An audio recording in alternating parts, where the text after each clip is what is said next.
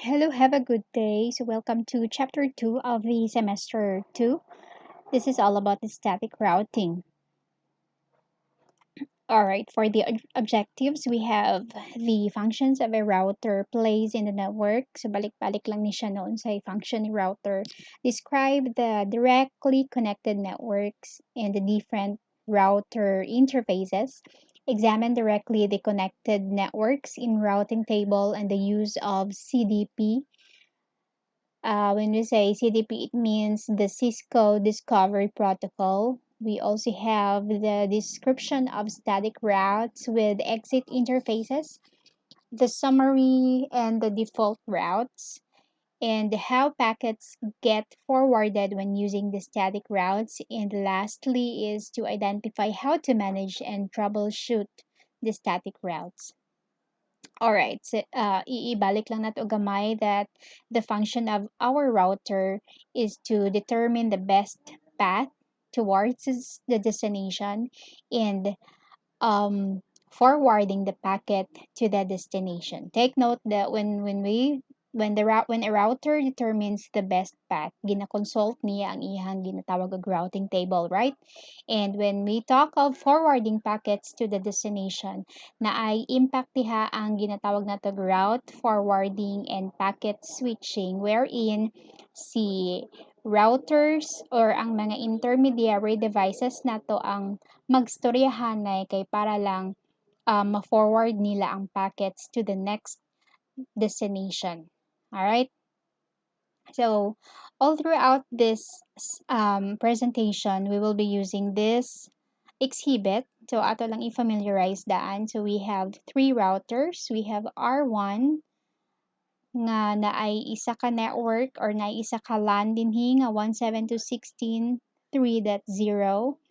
And then for the serial nga cable niya na siya 172.16.2.0 ang network.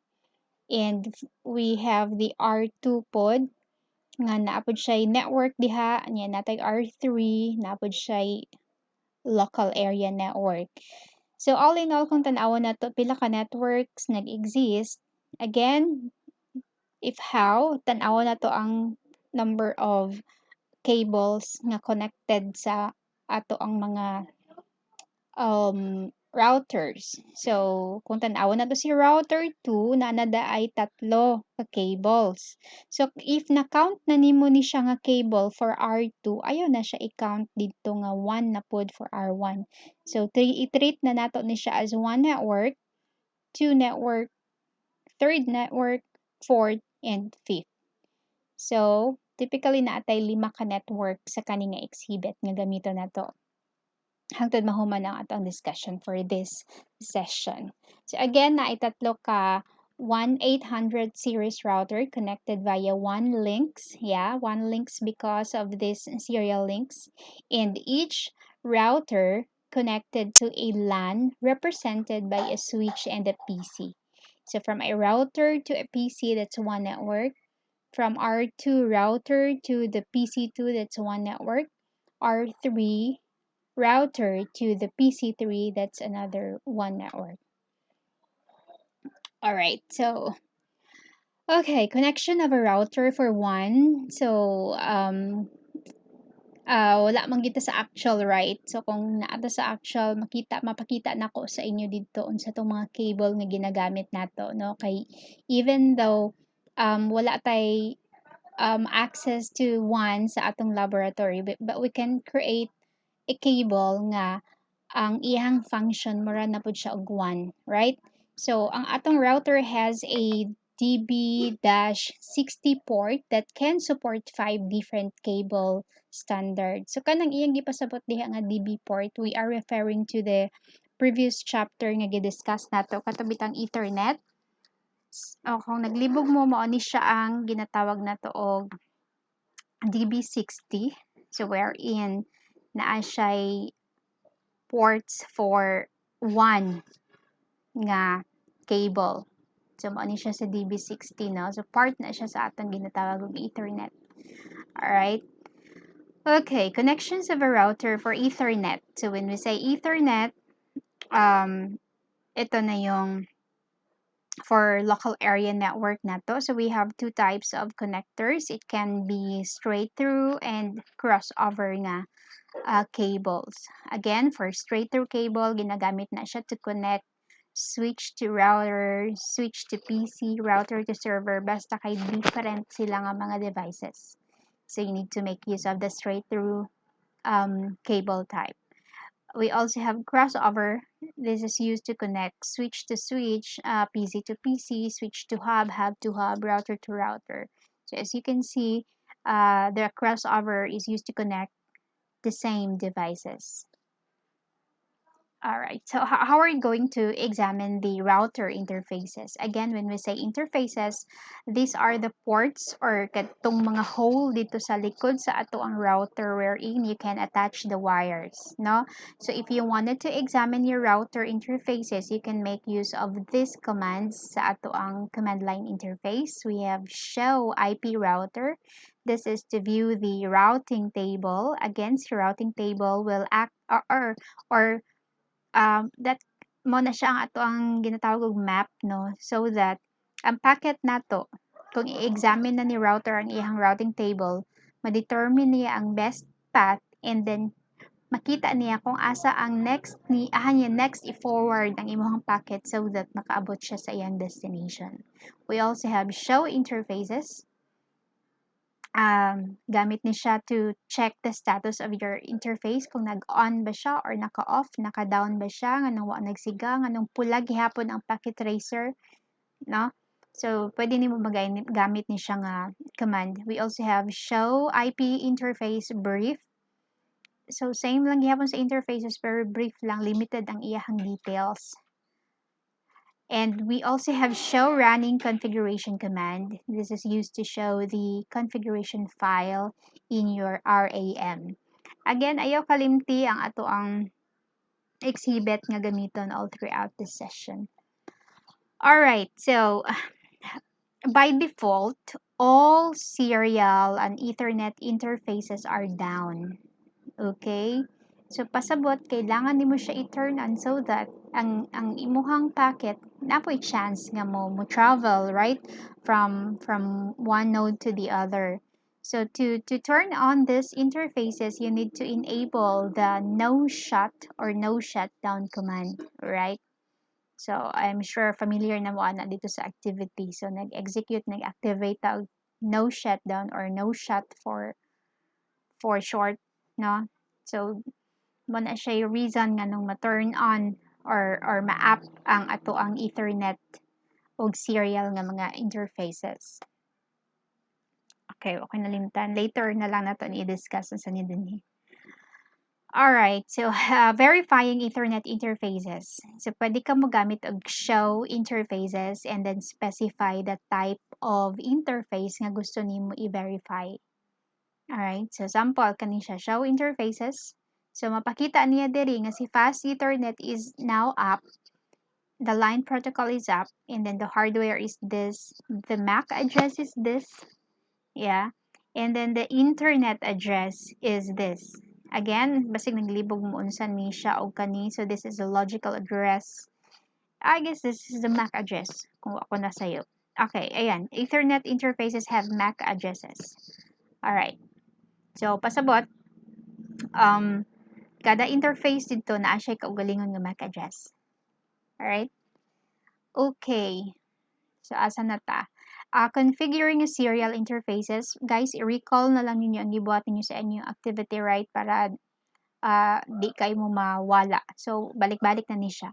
So, i-try lang na to configure din ang serial nga interfaces. So, take note, wala na ta nagsugod sa enable sa example, right? Okay, basta ang buhaton nato din is to enter in the configuration mode. So dapat makabalo ka asa ka mo sulod nga mode kay para lang makapasok pod ka sa interface inya ma-modify or ma-verify or mabutangan mo siya og mga configuration. And then ang goal is to add IP address in the subnet mask, and then dapat ma-app ang ato ang interface. So to do that, so mao ni siya ang mode no kay para maka-input na ka or maka-activate na ka sa interface nga command, and specify the type of interface nga gusto nimo i-configure. So this time, again, nato sa R1, na ako sa R1, and then gusto ta mo pasok din nga part sa serial 000. So to do that, specify lang katong specific na interface nga gusto nimo adtuon o gusto nimo butangan og address, and press enter, and then another command is the IP space address and the specific address and subnet mask. So with this line, ginabutangan nato og address ang kaninga node og sa 2.1. And si 2.1 na belong siya sa network na 2.0/24, meaning to say you can add up to 254 ka workstations sa kaninga nga network. Alright, and then no shutdown para ma-on ang ito ang interfaces. So, kung i-check na nato iyang interface, after executing this commands, ingani na mahitabo, right? Wala pa din ni, sige, sa wala pa din ni siya na down pa ni siya, wala pa ni na-execute. Anyways, okay, let's proceed.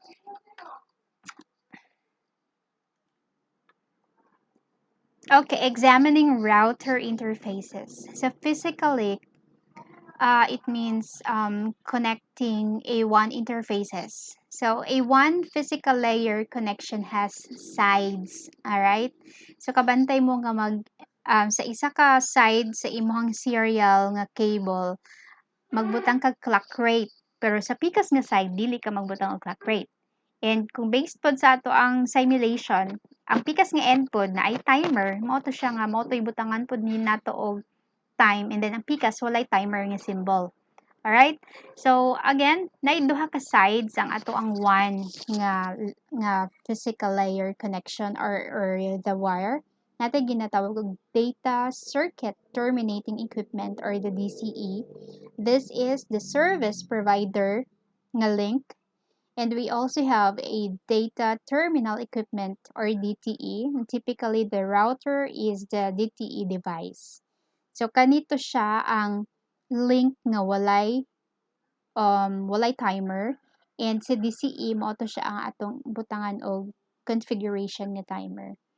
So, again, pag maglibog unsa na siya, mao ni siya ang atong serial nga ginagamit. No? Ayan. So, mao ni siya ang cable sa serial nga ginagamit nato. Pero basig matingala mo ba nga link man didto, ma'am? So, di ba wa may cable ang gamiton kapag kalagyo na ang connection? Yeah, wala kay kani siya nga end mo connect man ni sa imong modem. Okay? Mao ni siya nga cable ang mo connect sa atong modem. So, this is an example of DTE and DCE. By default, mao ni siya ang ato ang mo ni siya ni-attach nato sa ato ang tawag ani sa ato ang router, right? But ang pikas end niya will be DTE, meaning to say kani siya overall kani siya nga link or kani siya nga cable is for your local area network, so that ready siya nga maka-connect to the wide area network. So kaning DTE nimo i-connect na mo nimo ni sa imong modem, and then ang modem dayon karon mo toy mo connect dito sa imong service provider or internet service provider. All right? Okay, so one side of a serial connection must be considered a DCE. So mao na siya sa laboratory kung nata sa actual di man tagagamit og kaning 1 gig. But then we can create a one connection, no? Basta kay one side of the serial connection will be considered as the DCE. Mo to siya tong ginabutangan natong timer. Considered nito siya as DCE. Alright, ayun, sabi niya, this requires by placing a clocking signal used to, and gagamit ta og clock rate nga command to do that. So again, asa ta, ayan, so dapat mo pasok ka sa serial interface para lang ma-configure pud nimo ang clock rate.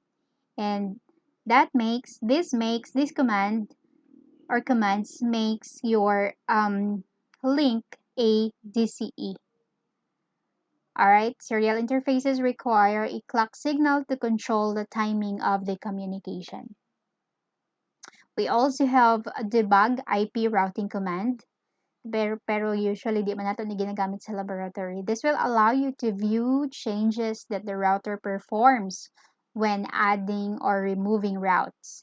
So to do that, take note of the mode. Okay. So debug IP routing debugging is on. Ano lang.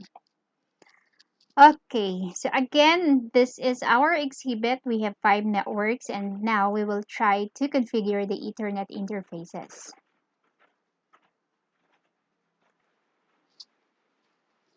So, sa example, si R2 ang ato ang gi-configure, right? So, sa R2, nipasok ta sa Fast Ethernet 000. That is kaning part, Fast Ethernet 00. And then we put some IP address and the subnet mask. So, give-assign na nato siya address nga 16.1.1 and ang subnet mask niya is .0. Alright, so that one. Wait. Okay, so i-disregard lang sa nato ni iyang label kay murag wa sila nag-swap. Ay, mal tama dahil naara siya si R2. Anong R1 magud ang naka-highlight? Anyways, okay, na si R2 and then kaning fast 00 gibutangan na tog address nga 1.1. Nga ang 1.1 na belong sa 16.1.0 nga network. Nawala ko. Kani mo ko naka-highlight. Anyways. Okay, proceed.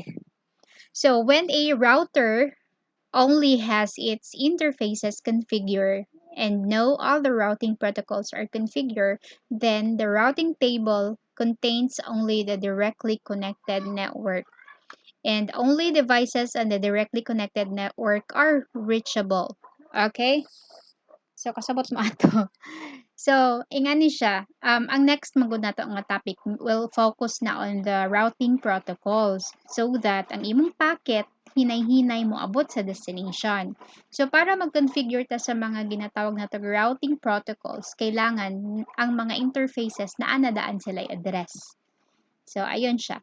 So, kung again, as mentioned sa slide, kung na-configure ang interfaces, ang sulod sa ato ang routing table or katong map sa atong router are only the directly connected networks. Again ha, assuming gibutangan tanig address, na ni sila address, na ni address, and all na ni address. So, kung i-check na to ang routing table niya, ang makita lang niya dito are address of this network. So, makita niya nga nag-exist si 1.0, makita niya nga nag-exist si 2.0, makita niya nga nag-exist si 1.0 nga 192. But then, dili na ni R2 makita nga nag-exist si 172.16.3 and 2.0 kay wala may way or wala man nato gi-configure pa kay R2 nga nag-exist day ni sila. Okay, by default, kato lang directly nakakonect sa iya. Katong tatlo lang ka networks ang makita niya. Alright, I hope klaro to. Alright, so, maani siya. Summary of interfaces status with shell IP brief. Okay. Okay, so ingani lang no. So, kung nakita nimo sa result niya, wala pa'y na-configure diha. No, wala pa'y routes. So, another, show IP route. So, kani siya, ingani pod mahitabo sa iyang routing table kung wala pa'y routes nga nag-exist. Even ang directly connected networks, wala pod kay makita. Kay wala pa gi-configure sa mga interfaces ang ilahang mga IP address and subnet mask. Alright? But, if imo na ni siyang buhatan, no? So, kung magamit pagkag show running config, ingani ka magawas. But, makita lang nimo dito ang MAC address, but as to the logical addresses, wala kay makita. Now, kung mag-configure na ka og ani sa R2 and R3, with that case, na kay makita sa routing table. Right? Ayan. Okay. So, unsa naman ni siya? Ping. Okay. So, pwede ta mo gamit og ping to check kung naka-connect ba ang isa ka device to the network or wala, no? So, para sa ani, unsa may gibuhat niya? Nag-ping siya og 172.16.3.1. Alright, ako nag-ping na ako sa R2. Take note nga, wala pa nato gi-configure ang route para makaabot ta kay 3.0, right? Kani siya. Again, kay by default, katong directly connected lang kay R2 ang kaya pa niya ma-determine or ang nag-exist pa sa iyang routing table. Okay? So kapag iping ni R2 dito, kay i-check niya maka-connect ba siya, for sure, dili siya ka-connect. No? So, tanawa, success rate is 0%, 0/5. Nga naman. So, ang buhaton na ni routing table ni R2, i-check niya yung routing table. So, nga ni mahitabo. Mo ni ang destination, 3.1. What if, and take note nga gaina sa previous nga slide, nag-ingon ta nga tatlo ang nag-exist nga network, di ba? The network of 1.0, 2.0, o 1.0. Ano man ni? 192 dapat ni. Masayop yata siya, be. Oh, yeah, dapat 192. Dapat 192 ni dire. Kaya nagdubli na siya sa 1.0. Okay, this is 192. So again, maura ning tatlo ang nag-exist. Therefore, bisag iping niya ni siya nga nabilong ani nga network, dili gid na siya makita. So ginaunsa niya pag-check. Okay, i-compare niya na sa iyang routing table. So this is the destination IP address and mao ni ang first route nga makita nako sa routing table. So naay conversion nga ginabuhat ni router diha para ma-check kung pareho ba silang bits. Okay? So pagkita niya sa third octet, oy dili pareho. So proceed siya sa next nga route. Same lang gihapon, 3.1 and then ang destination and then i-compare niya sa route nga makita niya sa iyang routing table which is 1.1. So makita nimo na wala na po sila nag-match. Therefore, wala gid sa iyang network.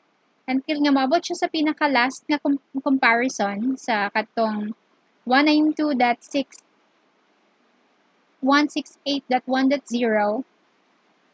So, ma-determine niya nga wag yun nag-match. Pasabot, walay chances nga maabot siya atong 3.1, which is the PC 1 ba ni or Fast Ethernet 00. Alright? Oh my God, kaulan diri sa amo. I hope nga makdunggan pa niya akong recording. Alright, so the purpose of Cisco Discovery Protocol. So this is a layer 2 Cisco proprietary tool na ginagamit to gather information about the other directly connected Cisco devices. No, mo ni siya ang hinungdan class nga nung by default kaya niya ma-discover nga nag-exist tong mga directly connected network sa iya by just executing the IP address on subnet mask sa mga interfaces. So mo to siya, si CDP mo na siyang ginatawag na to og concept sa neighbors. So there are two types of neighbors. We have layer 3 nga neighbors. And sa ganing layer 3, this is the network address or the logical addresses. And we also have layer 2 neighbors wherein ang focus niya is on the MAC address or the physical address or katong unique nga address sa ato ang mga devices and interfaces.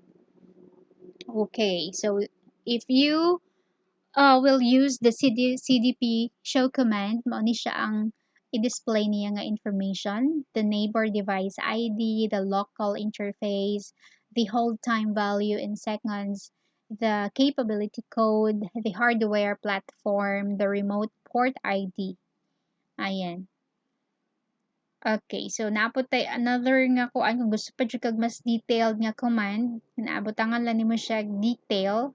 So this is useful in determining if an IP address configuration error. Okay, pwede po nimo siya i-disable by just putting no space CDP run. Alright? Okay.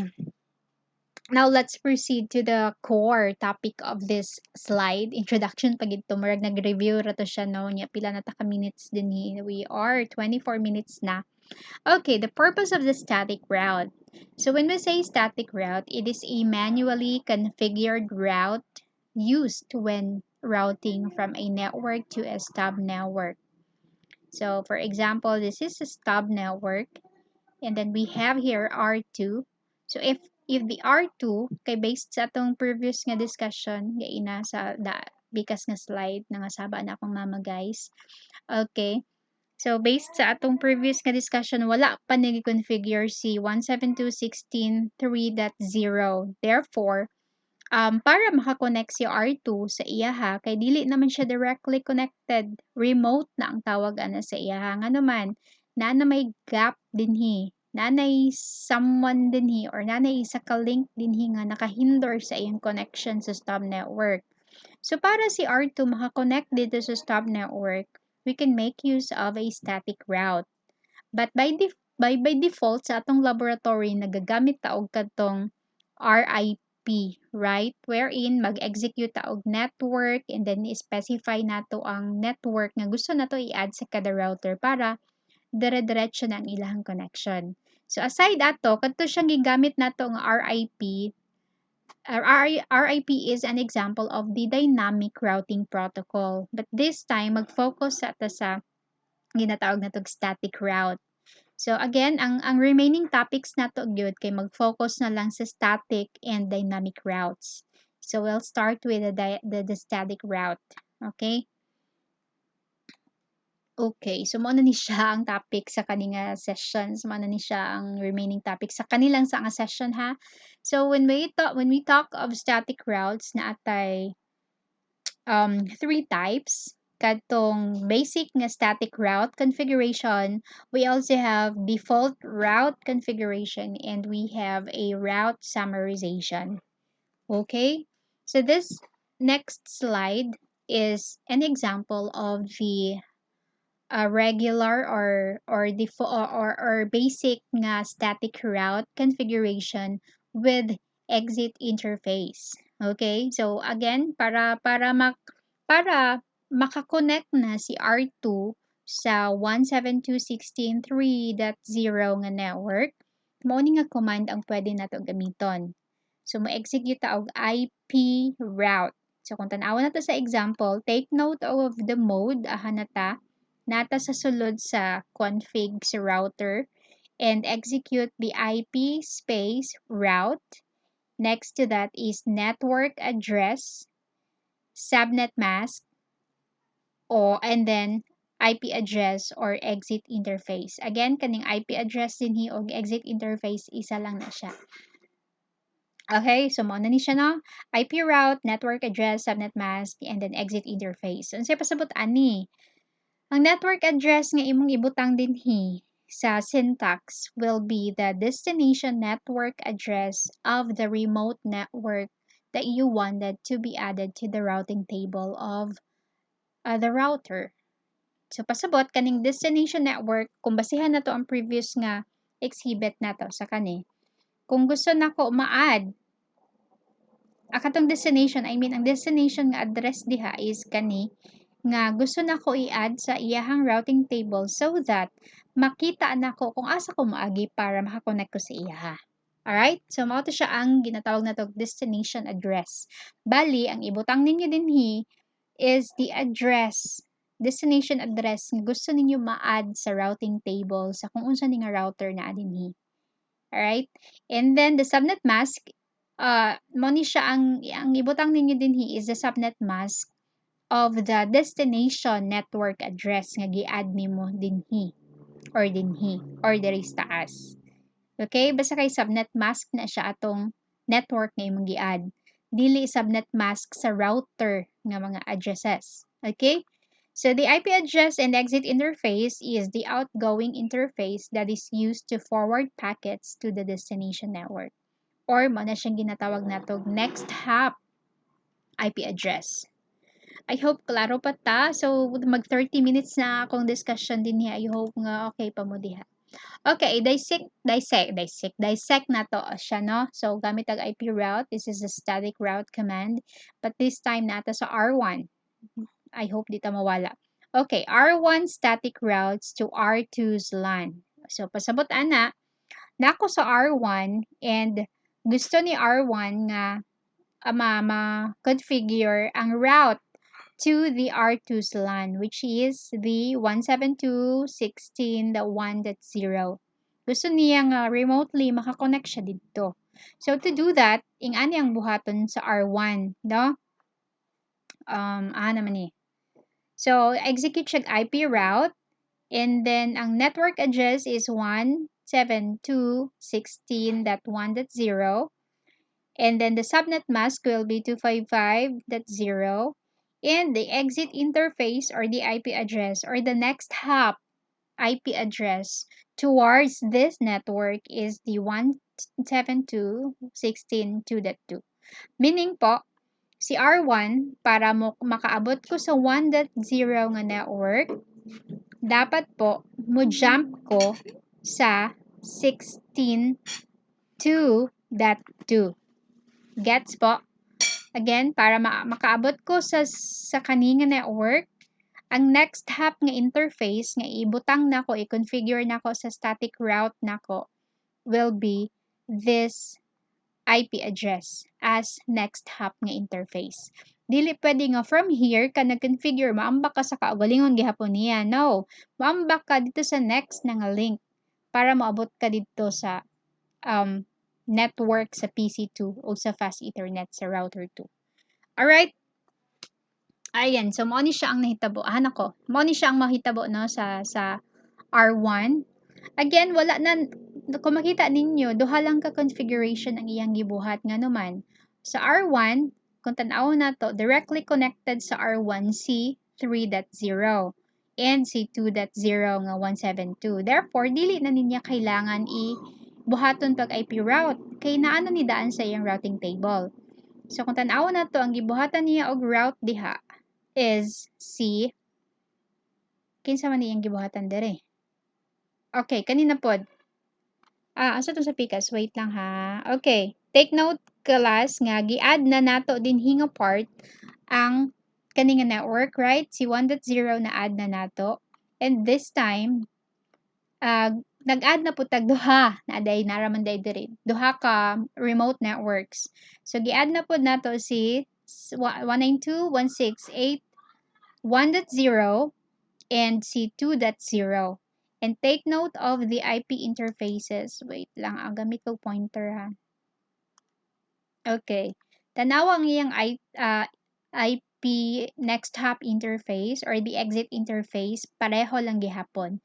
Meaning po, from R1, para lang makaabot ko remotely sa dinhi, ug sa dinhi ko nga part mo jump.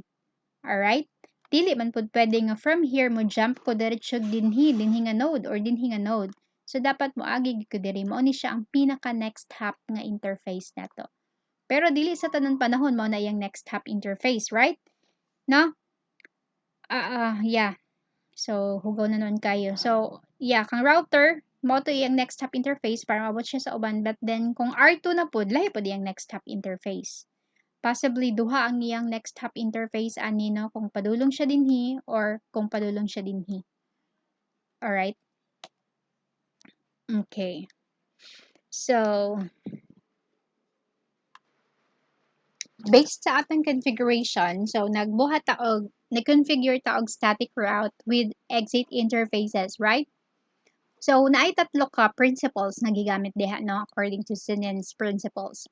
Principle 1 is that every router makes its decision alone based on the information it has in its own routing table. Principle 2, the fact that one router has a certain information in its routing table does not mean that the other routers have the same information. Okay? Lahi-lahi. Kaysa directly connected networks palang daan, lahi-lahi na silang value. Principle 3, routing information about a path from one network to another does not provide routing information about the reverse or return path. So, wa niya gipakita dito nga unsa ang pagbalik, but kabalo siya asa padulong or asa ang way or best way padulong dito. Alright, skip ko na ito. Paano to? Skip ko na ito ha. Mao na ni siya tong matching kanina.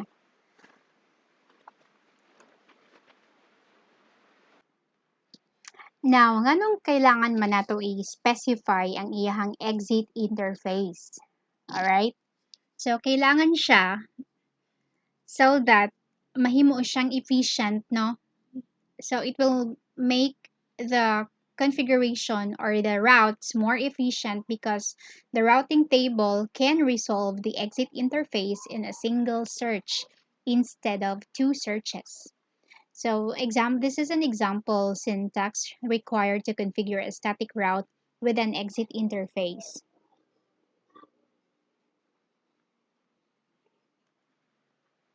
In terms of like removing the routes, mas dali lang sa iya pagkita kay okay, kani nga interfaces unya na belong ko ani nga router mo to siya ang next nga hop. So ma-determine naman sa imong routing nga from your router, ang next hop interface will be that interface or that exit interface nga specific IP address. So dali lang sa iya pagpangita. Alright? Okay, proceed ta. Okay, so we can also modify the static routes, right? Pwede nga dili ta mo gamit sa katong exit interface address, but then we will just call the type of interfaces. So parehas ani. So again, tawon sa nato ha, existing static routes cannot be modified. Meaning to say, kung gusto jud nato siya i-modify, kailangan nimo siya i-reconfigure otro by placing no in front of the IP routes. No, so mo ni siya ang isa lang ka downside sa static na route kay in terms of configuration kung naa kay i-modify lisod siya no, especially kung daghan na kayo ang imong giset as static route kay kadaghan pud ka mag-execute og no, right? Alright, so mana siya kailangan nimo siya i-rewrite tanan configuration nimo if you wanted to modify the static routes with exit interface. So sa kaning example no, gain na katong gipakita nato ang gigamit nato are the specific IP address of an interfaces.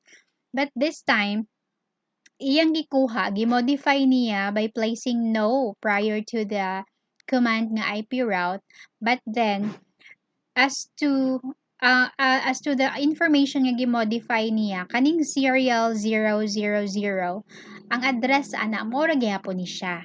So murarag instead of using the IP address nagamit na lang ka og gigitawag lang nimo ang iyahang kadto bitong interface type or interface type sa next hop nga address niya. So ana lang siya gino lang niya, gikuha lang niya tong IP address, but then gipuli na pud niya ang interface type. Pero maoray gihapon siya function, maoray mahitabuan na niya. Another gikuha niya si 2.2 nani sa R1 ha. And then gipuli niya same ra man gihapon, same ang subnet mask pero gipulihan lang niya og serial 00. Alright? So nakuha ninyo for R2, kung tanawon na to si R2, lahi siya og serial og exit interface ha. Kaning isa kay 001, kaning isa kay 00. Nga naman, naman to atong example. Kaning si R2 manggod nato, kung tanawon nato. Kung muanhi siya dinhi, ang exit interface niya kung padulong siya dinhi will be this node. Pero padulong siya dinhi, ang exit interface niya for sure dili dinhi, but kani. Right? Mo to siya kung makita ninyo sa command, ang second nga exit interface niya kung mo-connect siya aning 2.0 is 001. Pag mo-connect siya sa 3.0 is serial 00. Check na to. R2 to no. Okay. Kung mo-connect ko sa 3.0, balikan na ko ano to. 3.0 ni connect ko dinhi. Therefore, ang akong exit interface is serial 00. Serial 00. But then, ang address ana, the same. 2.0. Balikan na to kung same bag address. 2.0? I mean, wait, 2.1. Tama. 2.1. Sa Picas pod nga network, katong sa R3 nga LAN, kung mo connect ko dito, dinhi ko, 001, pero ang address, 1.1. Tawon na to ang iyang modify. Sorry. 1.1 lang gyapon. So murag ilad ra no. Pero maora na silag function. For R3, ayan, maura gihapon nag-configure siya, nag-modify siya isa, duha, tulo ka address. Ayan. Okay po, I hope klaro si static route. So, skip ko na to. Verifying lang ning mga commands. Okay. Sige. So, if a static route is configured on an Ethernet link, and if the packet is sent to the next hop router, then the destination MAC address will be the address of the next hop Ethernet interface. So, makita na po na siya sa ginatawag na tuog ARP table nga gi-discuss or give you ninyo sa last na session. So, if an entry isn't found, then the ARP request will be sent out. Okay, so we're done with the basic static route configuration. Now let's proceed to the default route configuration, and last topic will be the summarization. Alright, again, i-recap lang nato nga sa static route natay tatlo ka types nga pwede nato i-configure ang routes, no, statically.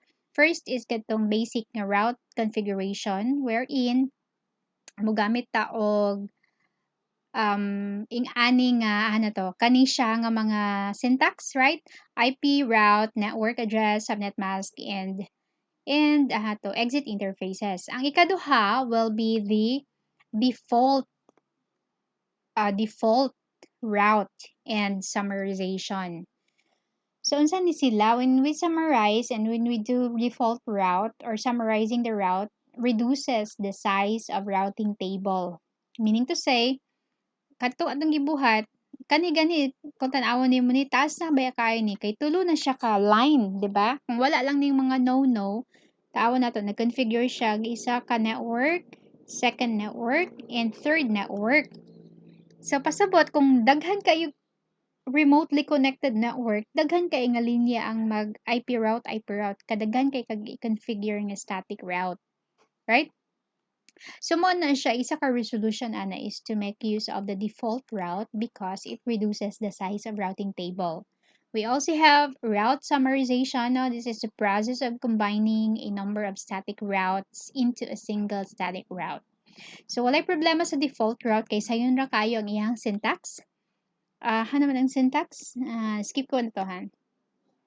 So, mo ni siya ang default route class. So, this is a route that will match all packets. So the stub routers that have numbers of static routes all existing in the same interface are good candidates for a default route. So like route summarization at I specialized nga topic ani later, this will help reduce the size of routing table. So this is the sample syntax of the mao na niyang syntax sa atong default static route, ha? So, basahin sa natin. Similar to configuring the static route, except that the destination, IP address, and the subnet mask are all zeros. So, ingani ka simple si default route, right? So, same ra gihapon ang iyang syntax. Kani nga part, ayan, mao gyapon IP route. This is the destination network katong gi-specify nato dito sa gaina. And this 4 zeros are for subnet mask. Okay? Mora na yung nakalahian niya. Kani siya same lang gihapon ni siya. Pareho ra siya ambakan sa exit interface or next hop interface. Again, dili kayo libog si default route because ang iyahang destination IP address and even the subnet mask are all zeros. So pasabot tanan IP address mo match sa 000. So wala kay problema, right? So nga naka-simple sa default route. Now let's proceed to the more complicated, the route summarization. Okay, skip ko na to siguro, proceed ko sa lain nga source. Where is that? So the last topic for this presentation or this session is the route summarization. Again, ang purpose of route summarization is to reduce the routing table, no, para mugamay siya nga ang daghan kay nga mga linya mahimo na lang isa ka linya. So this time, route summarization na ta, no. Ayan. So assuming na atay mga IP address diha nga daghan kaayo, assuming ha nga ingani ka daghan, no, like daghan na kayong network nga nag-exist diha, and kapoy na gid kayo mag-configure mag-isa-isa sa static route, right? Mo na mo gamit na ka og either default route or route summarization. But then dili pud nimo siya pwede gamitan og default route kay dili man tanan nga mga networks mag-match sa 0, no? Especially kung may mga gaps, no? Say for instance, 172 dinhi nag 192 na pod. Dinhi nag class A, diri nag class B, lahi-lahi ba murag nagkatibulaag ang imong addressing ba. So walay chance nga pwede ka maka-summarize ana or maka-default route. So here, natay mga sample nga mga addresses nga i-summarize nato, no? Sample. Sa imong network, nag-exist ang network nga 10.1.00 padulong sa 10.7.00. So, kung tanawon nimo na anay 7 ka mga static routes kung gamito nimo tong basic nga static route configuration. No? So, we also have from 16 padulong sa 31, mas nidaghan na kay nga linya, no? Kung gamito nimo dia is katong basic nga static route configuration. So, from 30 to 63, mas grabe na gid, no? So, unahon nato ning first. So, the first step is to put everything into binary and then follow the bits. Okay? So, take note. The first is 1.00 and then pinaka-last is 700. So, i-convert nimo to siya into their binary equivalents. And then, i-check nimo diha asa ang nag-match. Alright? So, kung tanawon nimo nag-match sila diha sa mga naka-bold face. Okay? Naka-bold ang text. So, diha, pasabot, mao na ang ilahang new summarized network. Alright? Okay, so pasabot, kung tanawon nimo ni, 0, man sila. Ang new network will be 10. Nganong 10 man ni, kay nag-match pa man sila tanan diri nga na 10, kaning sa first. Okay, ang second octet, nag-match sila sa ikapila ni siya. Ika-fifth nga bits. Therefore, kung tanawon nimo ang mga naka-bold face, wala siya value 0 tanan. Therefore, nahimog 0 ni siya. And the rest will become 0, na gihapon. Okay? So, ang subnet mask ni nga na siya. 255. Again, ganun na 255 ni siya. Kay kani siya tanan nga network nga bits dinhi, gigamit siya for the network. And then, diri nga part, kung tanawon na to, kung asa lang tong naka-bold nga part, mao to nga part ang gamito niya for network bits. So, kung i-sum up nimo na siya, ang iyang positional values, pila to 128 plus 64 plus 32 plus 16 plus 8 ba? So, that is 248, right? Yeah, it's 248. No? So, again, ang positional values ani are 128, 64, 32, 16, 8. I-sum up nimo to siya na kay 248. Alright? So, next nga IP addresses nga i-summarize na to, or I mean, i-route summarize na to is from 16.0 padulong sa 31.0.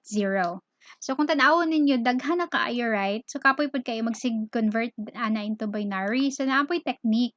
Pwede ninyo kuhaon ang pinakauna lang po. Ang pinakaunang IP address. And then, ang pinaka-last. Then, mao to inyong i-convert into binaries. Para sa ning gibuhat niya. Okay? So, ayan. So, this is 16. This is the binary conversion of 16.16.0. And this is 1631.0. So, maora gyapon na siya result, no? Compare aning daghan kayo ka, o kuhaon na lang nimo ang pinakauna nga address and then pinaka-last, and then mo to'y basihan nimo to match the bits. So, kung tanawa nato ni, nag-match sila from octet 1, 2, and then half sa octet 3. Therefore, ang atong IP address ani, I mean ang route network, ang new route summarization network ani will be 172.16.16. So nganong na 16 man ni dinhi? Because naay isa ka bit diha nga naka-on and then na-fall ang iyang positional value sa 16. Nganong 16 man, ma'am? Because this is 128, 64, tama? Sa positional values nga default, 32 and 16. Therefore, mo ni siya. 16 ang ato ang network nga new. And then as to the network address, I mean subnet mask nila, naatay 240 dinhi. 255 duha because gigamit siya for network, gigamit for network. And then the ring apart, unsa ni siya? This is 128 plus 64 plus 32 plus 16. That is a total of 240 and zero na dayon kay this is used for host naman. Okay? So last, we have from 32 network to 192.168.63.0. So again, mao na tong bag-o nga technique. We have the first IP address and then the last, I mean network address di ay. And then asa sila nag-match dinhi nga part, right? Therefore, the new summary network is 192. Kani 192. This is 168 and 32. Anong 32 man ma'am, dili man 0 because naay bit diha nga naka-on which falls on the 32 nga positional value. No? So this is ang position ani is 128. This is 64 and this is 32. Therefore, 32 ang ato ang um, address dinhi. Okay, as to the subnet mask, mao na pod ni siya atong basis nahimo siyang 224 because tatlo lang ka bits ang gigamit nato dinhi for network. Okay, so that is 128 plus 64 plus 32 lang. Alright, so mo na siya ang route summarization, the last topic of this session. So kung naamoy questions about this route summarization, daghay available nga makita sa Google. I-search lang ninyo po ang route summarization if in case naglibog mo sa discussions. Alright, thank you so much for listening. See you next meeting.